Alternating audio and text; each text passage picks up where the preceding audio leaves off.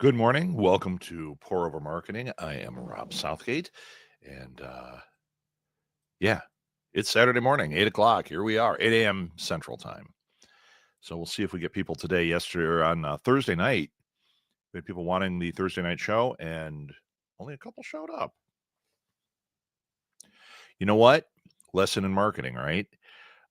Sometimes it works, sometimes it doesn't. Sometimes people show, even with their best intentions, they intend to be there and they don't make it. When you do events, when you do live streams, that happens. That happens. How do you hedge your bets? Grow your audience. If you think about marketing, typically with marketing, if you're getting a 2% return on what you've done, you're rocking it. Well, when you're talking like inviting friends on Facebook, you invite the same people all the time, that percentage is going to go down. And it could go down to virtually zero, except for the people that really dig it and want to keep going. So what do you have to do? How do you counteract that? How do you get that 2% number to become your number again? You have to keep growing the audience. You have to keep reaching out. With the distractions I've had this summer, I have not been reaching out. I've not been growing it in quite the right way. I realized this morning as I was doing this, I went, I'm not using any of my social media to promote this.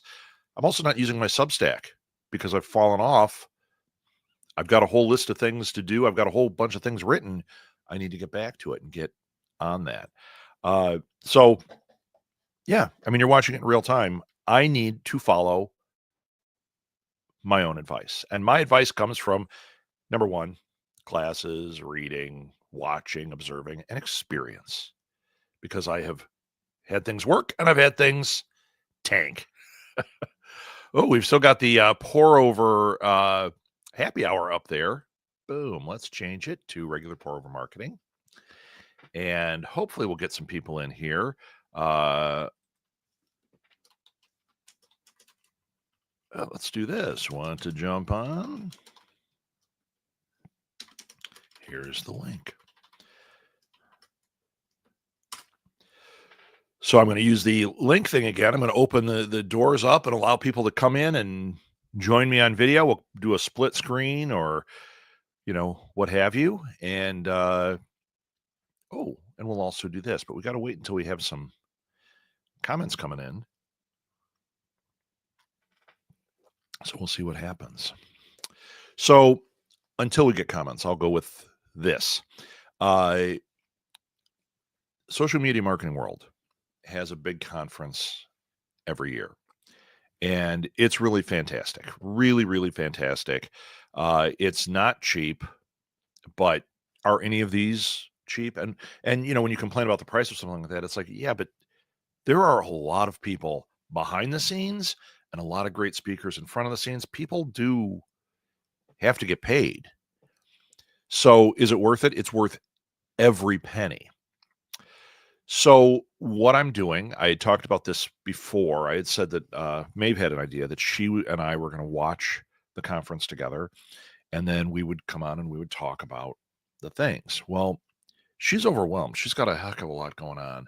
I'm not even going to have her involved in this. She wants to watch these. Like, I filter it. I tell her about it, but I don't need her to get up on Saturday morning and have to do this. She's got enough on her plate.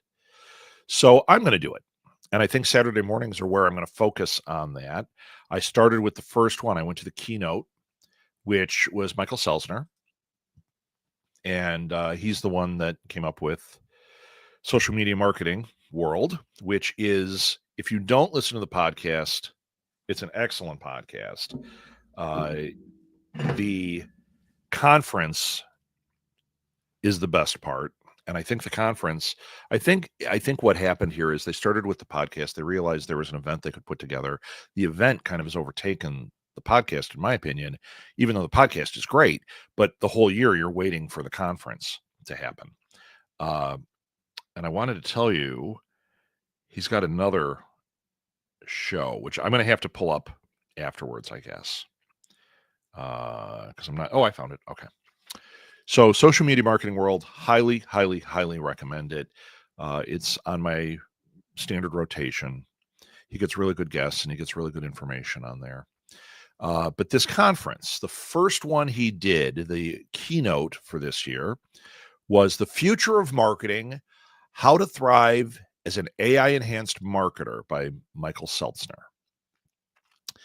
And I have not gotten all the way through it. In fact, I need to go back and rewatch it and take better notes. But I can give you a few highlights, a few keys that I saw in here. And we already have a watcher, so whoo, somebody's watching. Time to take a drink. Let's see what happens there. Oh. I did true French press today. So I am, number one, going to be buzzy. Number two, it's the most delicious. This and the AeroPress I got are the two most delicious ways to do it. Pour over is a very close number three. And then everybody else that I've got. Okay. So one of the things we saw, I'm going to go through what his slides say that kind of set you up on this. If I can get to the beginning of them. So first of all, one of the things he talked about was what the most important content was going back to 2015. And it was blogging, video, visual, podcasting. Okay. Podcasting is only 2%. Visual 34, video 19, blogging 45. To me, that says a lot. Podcasting is not very high on that mark. I think it's the most intimate of them because there's an intimacy to something being in your ear and you kind of living with somebody, and then they're in your head. And I find it to be a very persuasive, very moving form of marketing. But as far as content creation and what you're doing, it's got visual and video, and then blogging being the biggest piece of the pie. When he goes into today, same poll, asking same marketers, podcasting is only 3%. And they only call it audio on there. They don't even call it podcasting anymore because podcasting has taken on a life of its own. Like, I shouldn't say it that way. It's not that podcasting has, it's the medium has taken on a life of its own because of what in 2015 we described as podcasting is different than kind of how they describe it now. So they're calling it audio, 3%, visual 23, written 27. Written wasn't on there before. Now we're going to call written blogs. But the biggest piece of the pie, the one that overtook everything, is video. This right here. Does it mean YouTube is the number one platform? Well, it probably is, but for long form. But TikTok, Reels, stories with video embedded. I mean, these things have taken over. I've got something in my eye.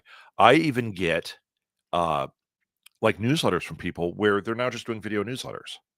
They send it out, you open it, and a video starts up. Like, hey, it's so-and-so, and here's this week's update. Here's what's going on. Blah, blah, blah, blah, blah. Okay. Sure. So video is now 46%. So what do we do with that kind of information? Well, first of all, it may adjust what you're doing as far as your strategy. It may make you reconsider options, or it may make you lean into. If audio is only 3%, maybe you don't make that the focus of what you do, but maybe there's an area of opportunity there where you are kind of rocking. Okay. I happen to think that written and video, I think written actually deserves to be higher than 27%. And I think when we look at this, maybe 5 years from now, written is going to be even higher. Visual, it's probably going to eat a little bit of the visual. Video is going to be dominant. And it might not change very much from what you're seeing here technically, but I think written will eat a little more than 27%, because I think that the age of blogging, thanks to things like Substack that I always talk about, has kind of started to come into its own. I think that people are realizing it's not hard to write a blog. There's so much I can do with it. It can be audio and video embedded in it. There's all sorts of really cool things you can do with it. I'll give you an example also, real world example of how this is working. On our website, southgatemediagroup.com. If you didn't know, we have a website for our podcast network, southgatemediagroup.com. So there we have all the podcasts. It's actually a mess right now. God, I wish I had an intern to clean that thing up. We've got all the shows. They need fixing, tweaking.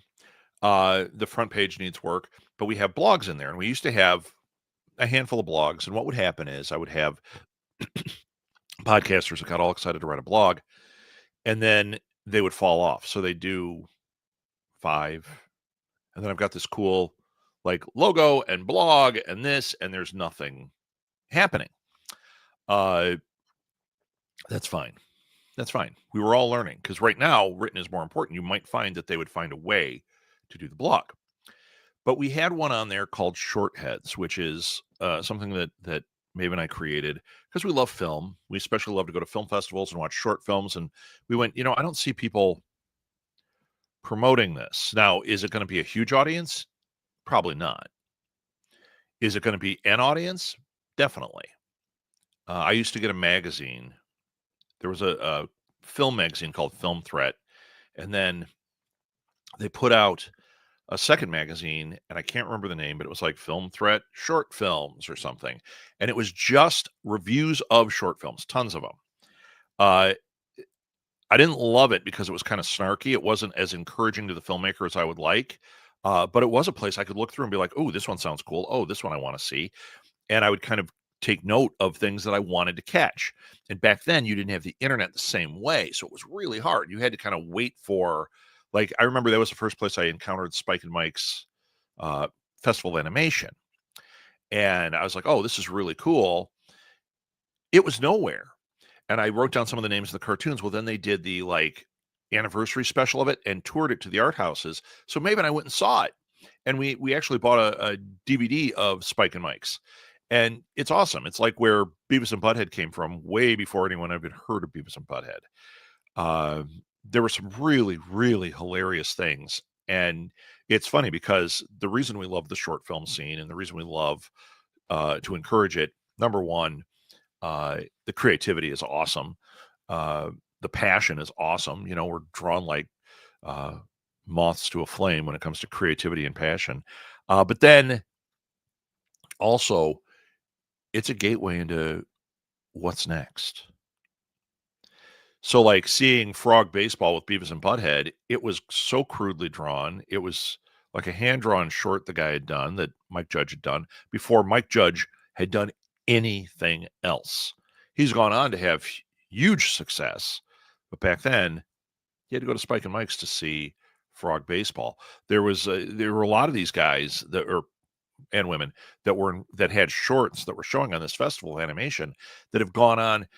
They created Powerpuff Girls. They created like half the stuff you see now, or styles you see, came out of people watching those, or the people that actually created those.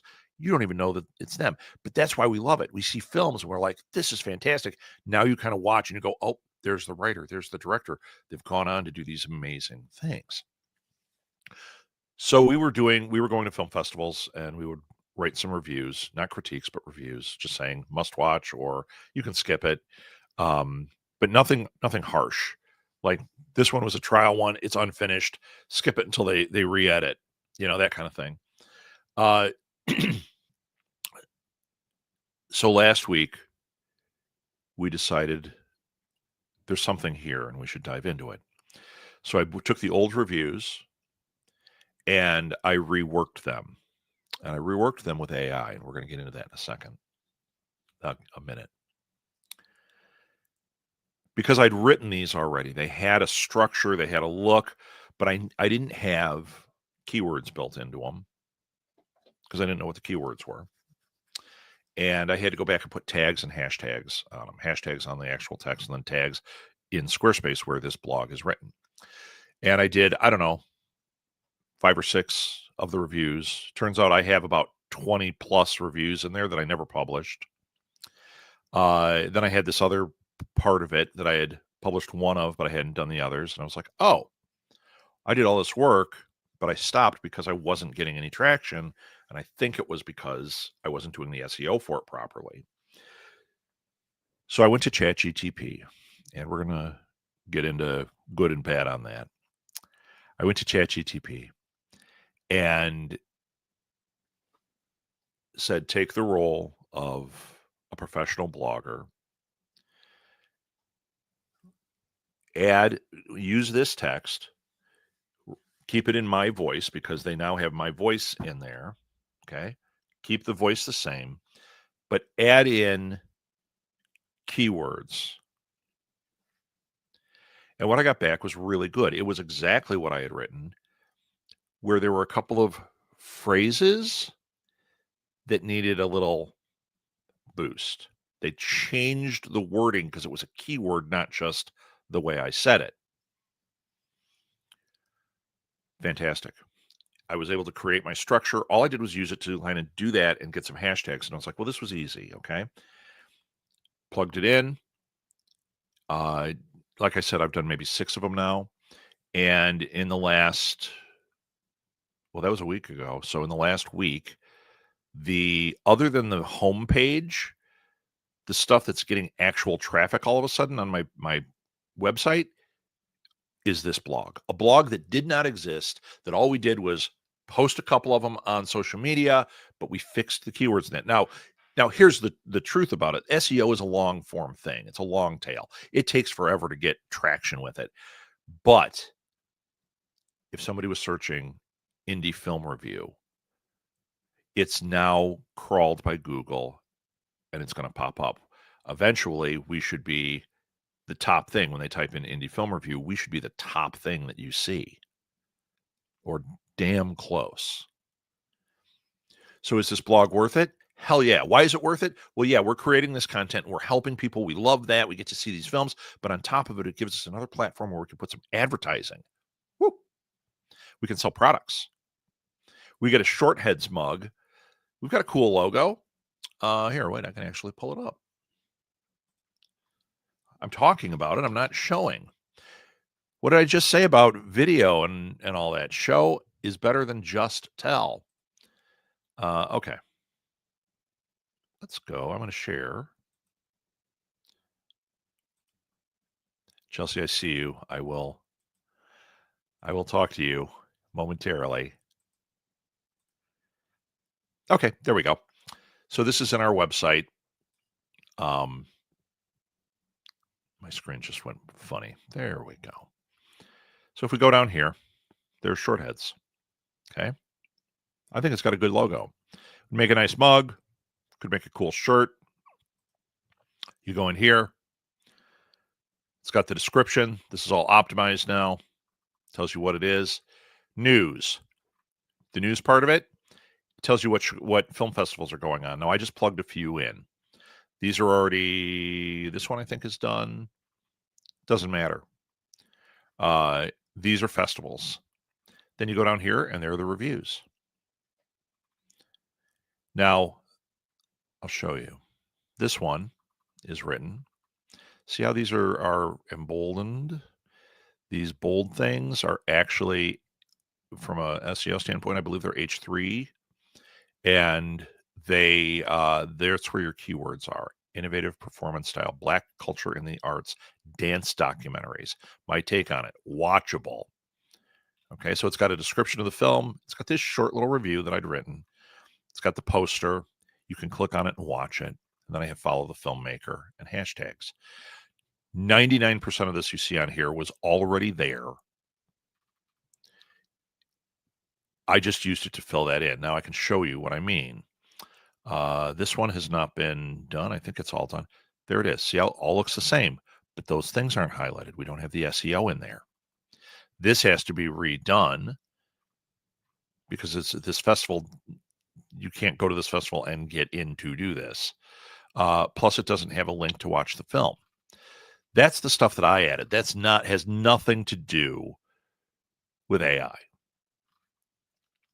Okay. Remove. But you can see I'm using the AI in a way that I'm using it like a tool. It is not doing my content creation. It's not writing my blog for me.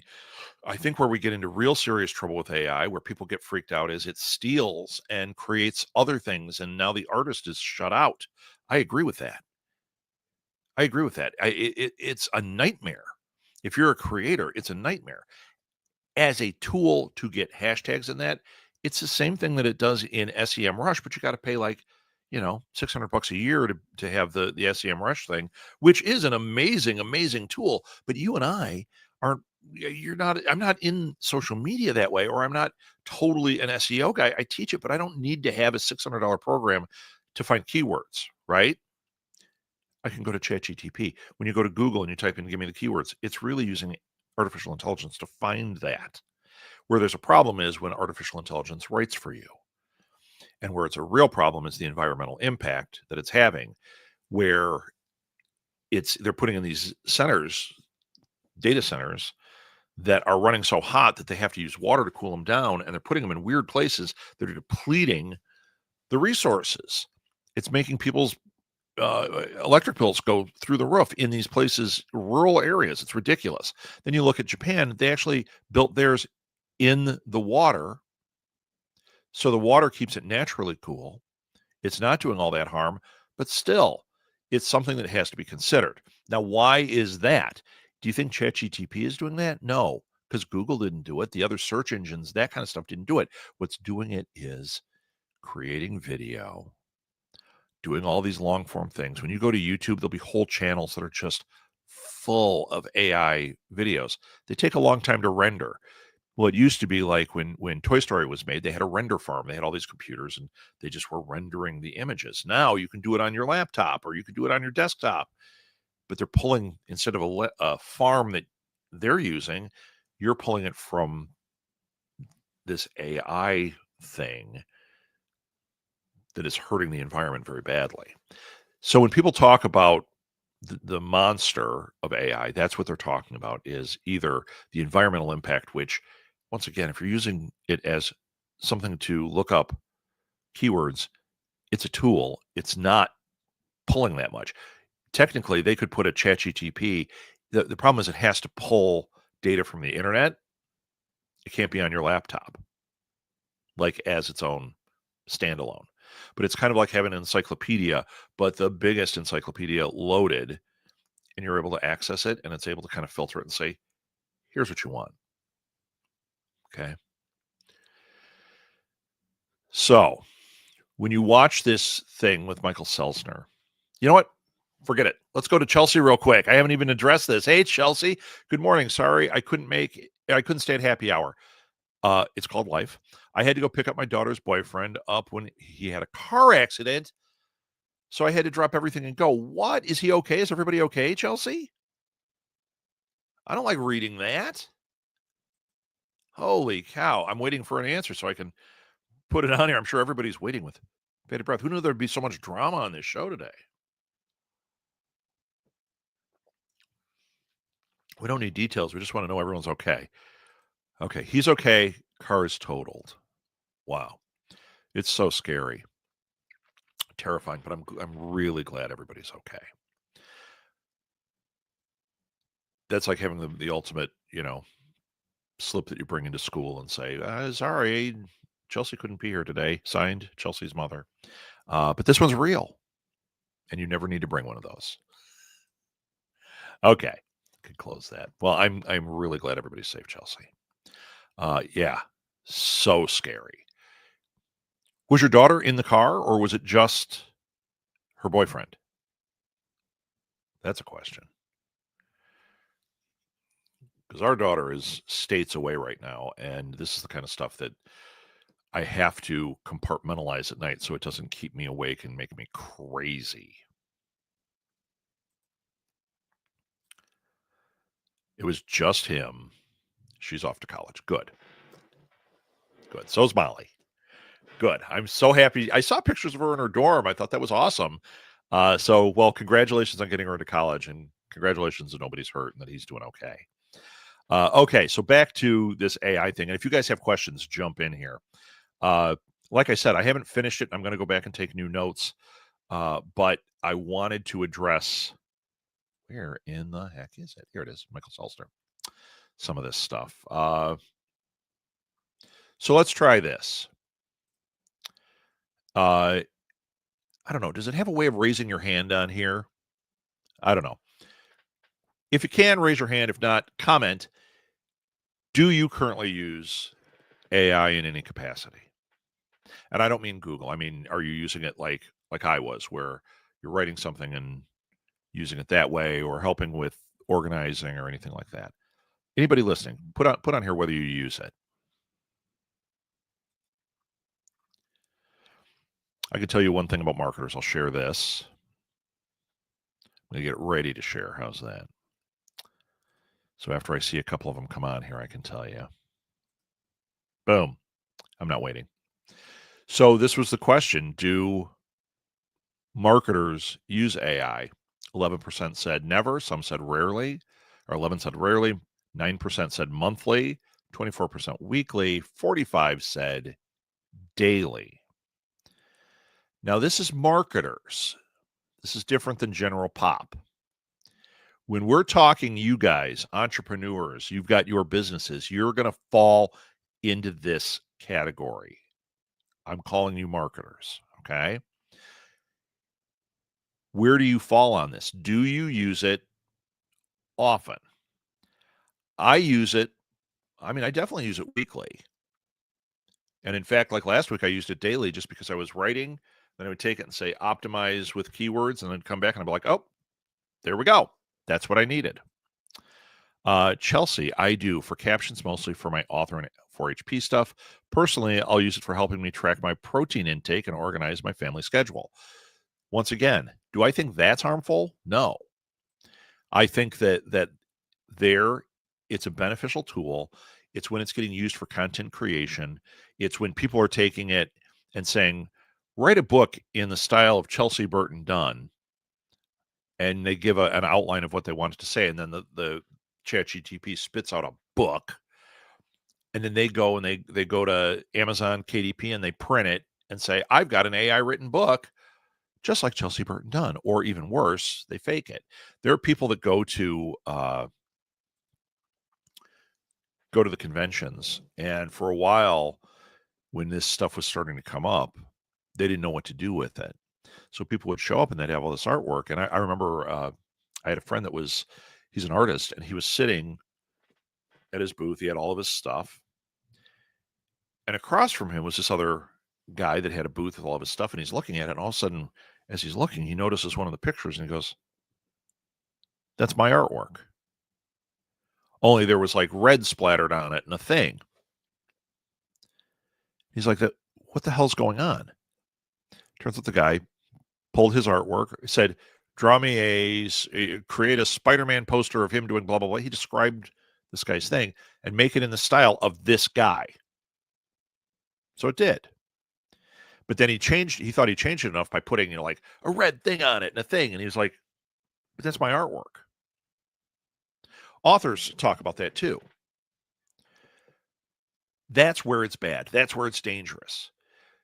You write your book, it gets sucked up by this AI vacuum, and now your voice, the way you do things, is there, and anybody can take it and use it with almost virtually no creativity in their body. That's wrong. I want to read a new, X-Files book as if it was written by Stephen King. ChatGPT will do that.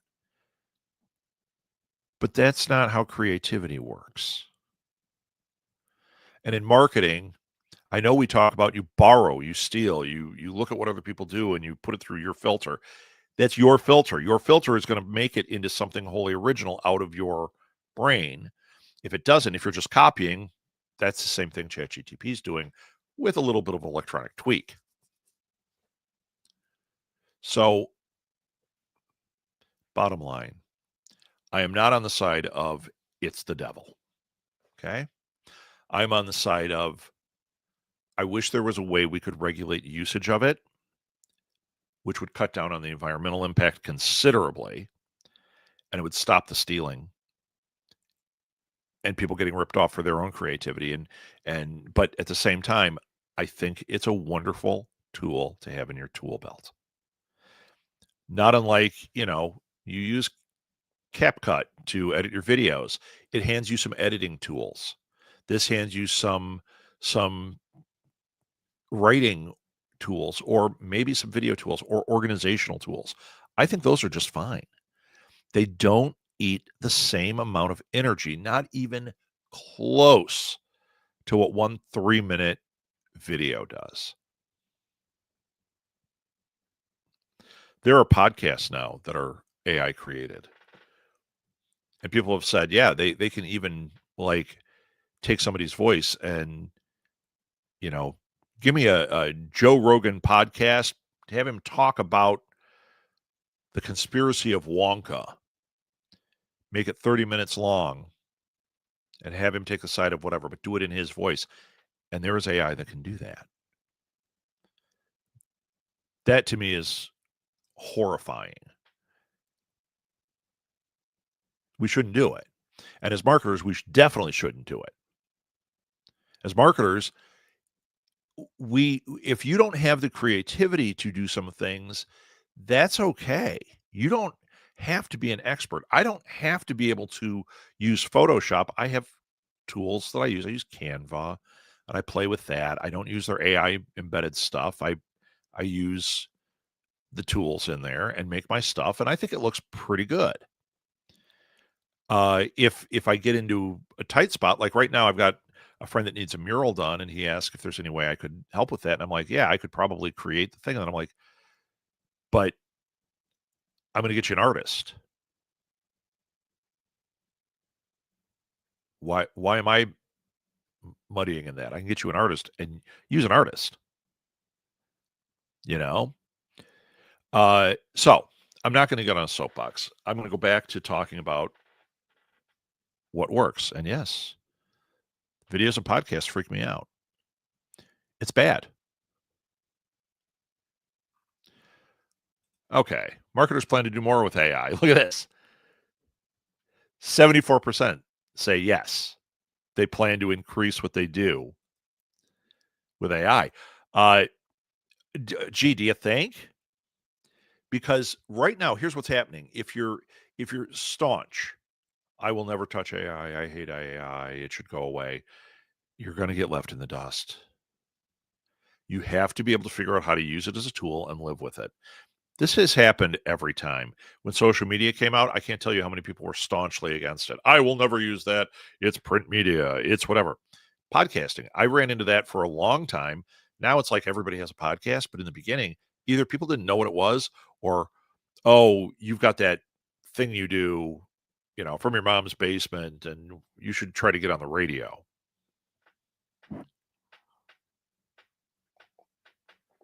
I was in this 74% where I was like, no, I'm planning to do more, and I'm going to do more. 24% plan to stay the same. They're going to get rolled over, and the 2% that plan to decrease it, if they're doing it as a marketer to create, to organize their thoughts and all that, they're fools if they're decreasing it. It's a great tool.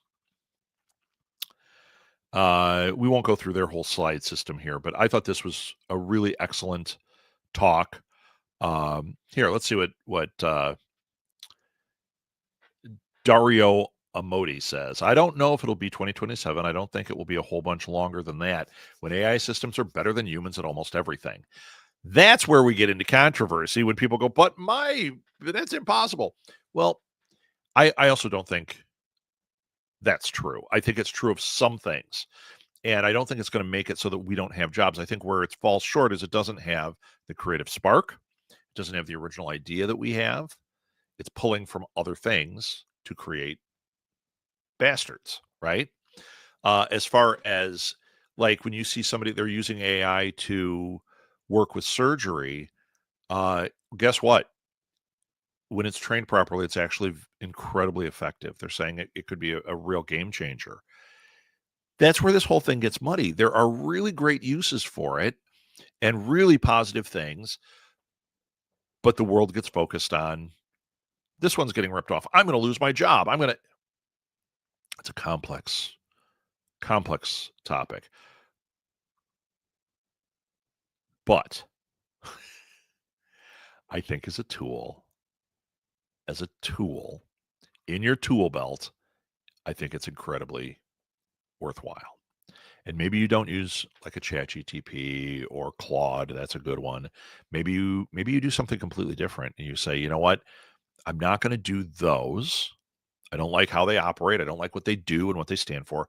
I'm going to use like SEMrush for my stuff because it is an amazing tool. It has some AI built into it and some of it is not, but you're not doing the dark duty of the AI. Get it? So using it. Using it, I did well, I'm going to explain it again. The way I've been using it. Show notes. Show notes are always a problem for podcasts. Okay. I've toyed with these forever. I've written and rewritten and tried to figure it out. And I got it down to a kind of a science where I was like, okay, I can cut and paste these. Here's the description. Molly's show is a great example. It took a long time to get it where I got it where I like it. It's got the description of the book. It's got the author's bio. It's got all the links we need. It's got the shopping link, and then it's got the stuff about us. Fantastic. I took one of those, went to ChatGTP, and I said, take the role of marketing director for podcasting. From these show notes, like use these show notes to or create show notes based on this that is optimized for this, and this, that has tags, has whatever. So here's what's interesting. I only did it on one. I looked at it. It added a couple of emojis to what I had already written. Interesting. Emojis are something that is kind of part of the mix. It did highlight a couple of words, and it changed a couple words. I mean, we're talking barely a change. It was more adding emojis and a little organization where it moved a couple things. Then at the bottom, it says the reason this is moved is blank, blank, blank. And I was like, oh, this makes a lot of sense. Instead of having an assistant sitting here, I had ChatGTP. It looked at it. It did highlight a couple of keywords for me, but that was it. But what it did for me is it gave me a framework. I then started going back to her episodes and I would structure it that way. And I could figure out the keywords at that point, basically. I was like, the ones that are generic, they're in here. I'm going to keep those. I'm going to make sure they're in the text here. Indie horror author, romantasy author, things like that. Those are keywords that, if that's what it's about, you make sure it's in there. So that was all I used it for. Very effective. Very effective. From the blog standpoint, I used what I already had. I had it use it as an example, ask for keywords, ask for this. The best thing it did is in the different, this is really valuable. It was a time saver. In the different platforms, where you put your tags in that, it changes it. Like they usually want it written in a way with commas between, okay? But not all of them. So I literally say, it'll say like, do you want me to rewrite the tags with commas? And I'll say, yes. Make it in the style that's optimized for Libsyn. Make it in the style that is optimized for Substack or optimized for a WordPress website. And it's really interesting what comes back because some of the words might change a little bit because, oh, this is one that when people search in Substack, they're looking for this. On the internet, on Google, they're looking for this. And it's changed. I mean, we're talking a couple of words here and there, but it formats it with the commas. And I'm like, you just saved me all that time. Now, by about the 5th episode, it didn't need to do any of that anymore. I now had something to work from. So once again, as a tool, it's fantastic. Don't use it to create your content. Don't use it to create your thoughts. use it as a tool. If it's like Chelsea said, organizing a family schedule, tracking protein intake. I mean, why not? Why not? It works great. Making a video of, you know, what Star Wars would have looked like in 1950, and it change it and use these actors.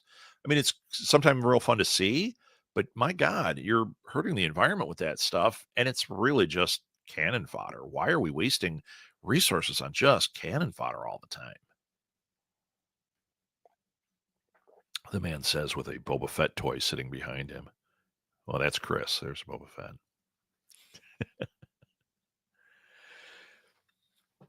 So what do you guys think? Am I off the mark on this? Is this something that to you guys you're like, no, it's the greatest, or no, it's the devil? Oh, I didn't want that. I wanted to copy it. Oh, it won't let me copy it. Well, shoot. Let me put it in here. I'm putting a link for you guys. So if somebody wants to actually jump on video and talk,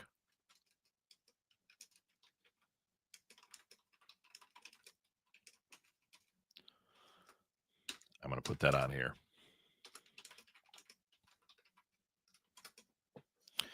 And I'm going to copy and paste it so I can post it again. There we go. There. I just posted it in the comments. So if you do want to jump on, you'll pop up on my screen up here. And if it's an appropriate moment, I will hit present and have you join me. And I'm going to remove that. We're not going to look at Michael Seltzner's thing anymore. But like I said, I'm going to try and go through these. This talk was about AI. When we get further in, there are... Well, here, I'll just read you the opening keynote recordings are... I read you the one, Future Marketing, about using AI. Master the art of creating YouTube videos that skyrocket views and drive sales growth, by Sean Cannell. The next one is From Zero to Millions, Unleashing the Power of Viral Videos by Adley Kinsman. And the last one is AI Tools for Instagram, Creating High-Impact Content That Stands Out by Nikki Saunders. That one I'm going to have to watch and see if I want to talk about. That's going to be one of those... Let's see. Because I don't want to encourage using AI to create your content. I think that is a mistake. To use it to enhance, to use it like remember we had I can't remember his name. We had the author on way back who uses AI, and he said what he uses it for is he has an idea, he writes it out, writes like a paragraph, and then he'll say to his AI, like, create an outline based on this. What if this happened, and create an outline on it. And so he's creating the ideas, but he gets this like thing back where he's like, oh, interesting ideas. Like, here's the root, but it took something here and took something here. And he's like, well, it did this. It didn't create like the love story, but in what it said, I see there's a love story. I could take that and enhance it in here. I think that's a really interesting way to go. One thing I can tell you, don't ever say, do it in the style of Stephen King. Write it like Stephen King or whoever. Because number one, you are really on dangerous territory. Number two, it's probably pulling from ideas they've had, and that's BS. Have it be your ideas. So that was just the keynotes. Yeah, there's 11 AI things in there. There's 19 on organic social media marketing. There's paid social media. There's marketing strategy. There's 10 on marketing strategy. This is stuff that I'm going to try and dive into here, where as we go forward, like I can talk about what some of the key things were, and then I can fill it in the way I've been doing so that you get like something cool to work with. And remember, I want you to use these with your business, and I want you to share it on here so we can talk about it. Is this something you've tried? Is this something that's working? Did you try it? What did it do? But I think Saturday mornings are going to be more of this. It's almost like I've been trying to decide how this is going to work. I think Saturday mornings are going to be this, where I go through somebody's talk. I go through some type of teaching. Maybe I even do one of mine. I've got a couple of really good ones that I've been working on that'll be like almost like a TED talk or something I can do at conferences. I can go through bullet points on here. I don't care. It doesn't matter if I do it here or if I do it there. From watching me, I shoot from the hip. A lot changes as I go forward. So it wouldn't blow the deal. You know what I mean? But it might really help you guys, which is really my motivation here. And then Thursday nights, every other Thursday, I say cautiously. That was the other thing. Michael Seltzner has another podcast now, since we're talking about AI before I go on. It's called AI Explored. It's phenomenal because he's talking about like marketing and AI. And the one I listened to, they were definitely saying the same thing I am, where they're like, look, it's a tool and use it as such, but here are some great ways to use it. And he went through on that one where he was talking about doing the whole thing of saying, take the role of, and like how to train it to do exactly what you need it to do. Pretty interesting. Okay, so Thursday nights, we did one last Thursday. The 25th, we're going to do another one. That is going to be that's a Thursday night, 6 p.m. Central Time.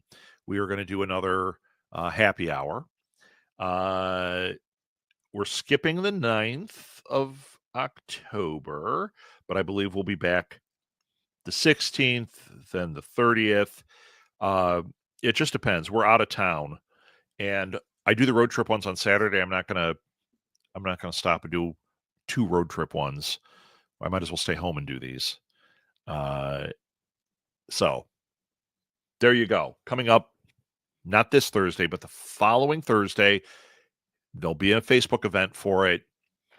We're going to do another happy hour. I'm going to make those a regular thing. So these Saturday morning will be like this. It'll be this kind of format: questions, answers, and focusing on one of these talks or some talk I find. Those Thursday night ones, truly AMA and hanging out. You know, you're encouraged to have coffee on Saturday mornings. Thursday nights, sky's the limit.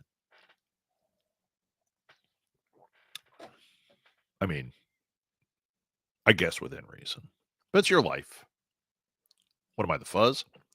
So, questions? Anything? I know I've talked out the AI thing to death. I could talk about some other things that have been going down that have been interesting. So I'm back to teaching integrated marketing. I'm teaching integrated marketing and digital marketing. And we've been laughing in class about my integrated marketing palooza. I did not do that again this year because, number one, I wasn't in the throes of teaching it. Number two, I wanted to give you guys something more for that. So I think we're going to do that in the spring. We're going to do an integrated marketing palooza and really get to it because it's high level. Okay. I know we need basic here. We also need high level because some of you have been here for 2 years. You've been hearing me talk about this stuff. You've been implementing things. Now it's time to maybe pull some of the strings together a different way. I gave you guys a challenge, and this is something I'm going to keep challenging you on. I'm going to keep asking.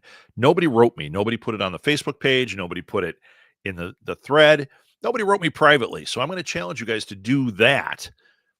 I want you to think of 5 things that you can do to move the ball for your business, obviously. Now, when I say that, I also do a little bit of the life coaching when we're doing this. I talk about you. Maybe those 5 things include things like, I got to clean my office. I can't move forward without cleaning my office. Case in point. I've been doing a lot of mailings. Look at that garbage. So today I'm going to clean up boxes, put my office back in order. That's one of my 5 things. Maybe it's go in and Maybe all it is saying, I'm going to take my blog and I'm going to throw it through ChatGPT and see if I got my keywords and all that right. See what it says. Great. But I want you to think of 5 things. It's not a to-do list. I mean, it can be, I guess, because it'll evolve into not being.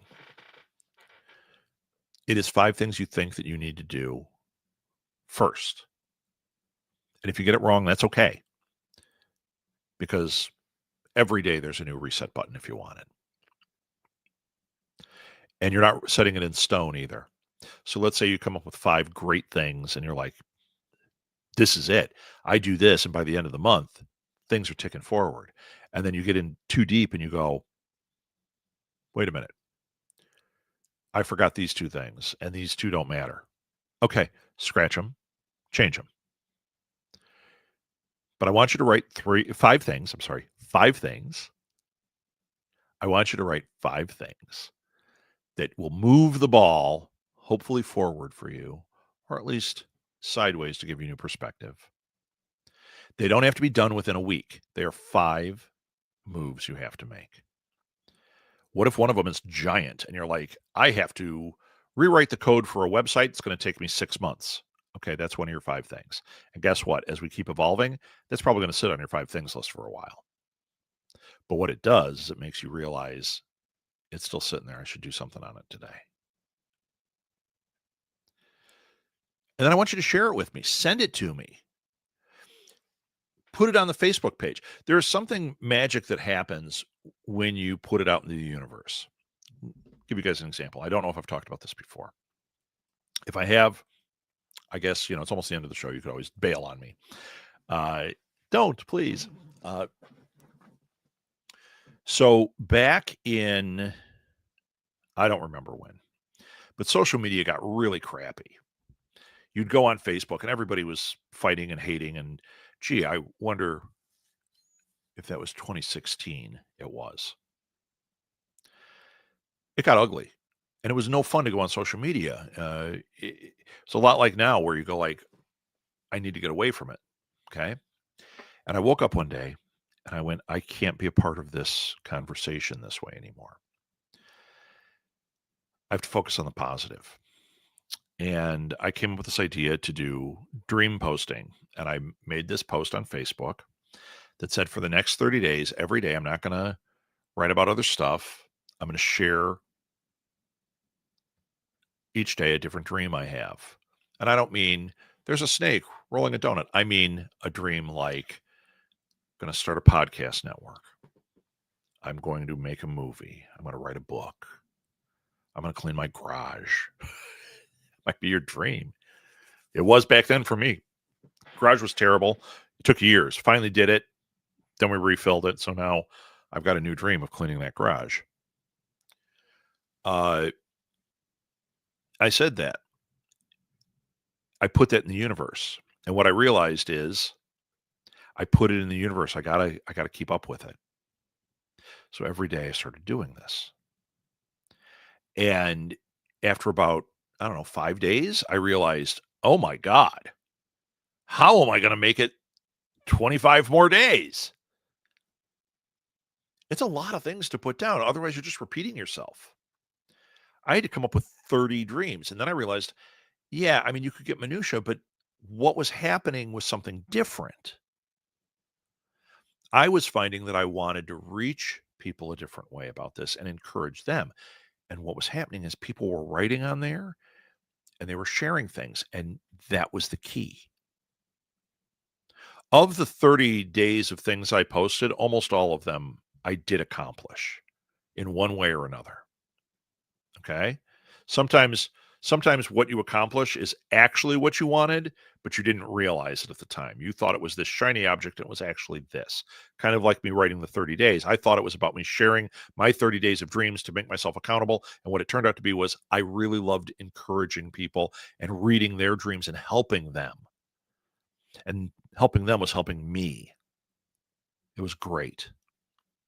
And what the other byproduct of this, since we're talking about this story, is I was getting random people that I didn't know, that I'd met, and they'd say, "Oh, I'm friends with so and so," and I'd go, "Oh, great," and they'd go, "You're the guy that writes about the dreams every day." I was like, "Yeah." Like, how do they know? They'd say, "I I read it. Like, I don't. I'm not a your friend list, but I'm able to read it. You're public." And they go, "I it's changing my life." I'm like, "What?" The one guy told me he had a friend that had this big dream, something he wanted to do, and he said, "I did a post that said, 'How can you help somebody?' Forget your dream for a day. Do you know anybody that has a dream that you've known about, you could help them, but you didn't really think about that because we don't.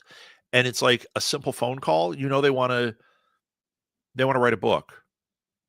They've always wanted a fence. And you're like, I know somebody that would love to help them write their book. I know somebody who builds fences for people that are in need and would love to help them. This person said, "Yeah, I had this friend from college that had this thing they wanted to do." And the whole time I knew like certain things I could make a phone call and connect them to somebody or whatever. And you just don't. And he said, "I read your post today," and I went, "Why am I not doing that?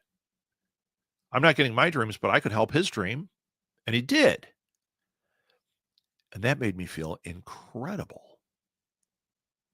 So my dream project became something wholly different. And that's what I'm challenging with you guys. Putting down 5 things to change your business might seem daunting.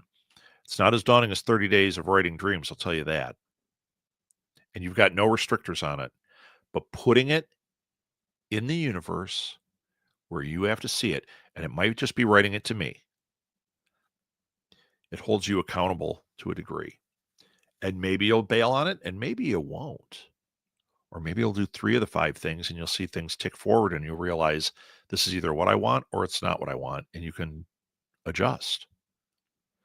Being accountable doesn't mean you're tethered to something. It means you know that I've told somebody I'm going to do it and I'm going to give it a try. I'm going to give it a real try. But ultimately, what happens, whether you keep it up, it doesn't work for you, you don't like it, okay. Or it evolves, okay. Send me your list of 5 things for your business that you can do to make the ball move sideways or forward. Like I said, sideways gives you a different perspective. So I'm all for that. We don't always have to say it's going to make my increase by 40%. No, maybe it does nothing other than make you go, oh, there's another way to do this. But move the ball somehow. Maybe you got to kick the ball back a little bit so you can get a better start. Okay, how do you kick the ball back? What is it you need to do? What are 5 things? And send it to me. I mean, really daring people are going to write it on the thread for this. Here are my 5 things. Boom. Because you're saying it publicly. It can be really scary. That was the other thing I kept hearing from people is I want to share mine, and people were sharing their dreams on there.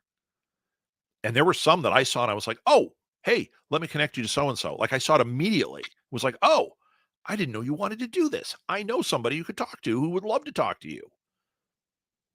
Okay? Maybe you need a coach and it becomes evident in there. Doesn't mean I'm the coach, but maybe I'd see it and go, "Dude, you really need a coach. You're not going to get over this hump without a coach. Here's some names." Or just, "You need a coach. Get working." You guys understand this? I mean, I hope what I'm saying is getting through because I'm kind of word salading here a little bit, I think. I'm playing around with ideas. Okay, you know what? We're going to call it. It's 9 o'clock. 5 things. Post it, send it to me, whatever you got to do. But I'd love to see it.